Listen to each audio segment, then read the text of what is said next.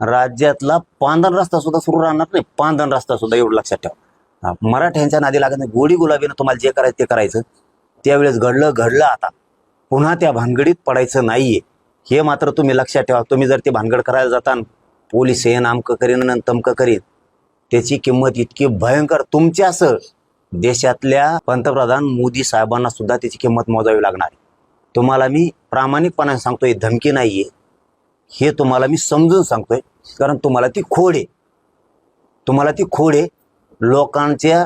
कारण तुम्हाला जनतेची माया नाहीये.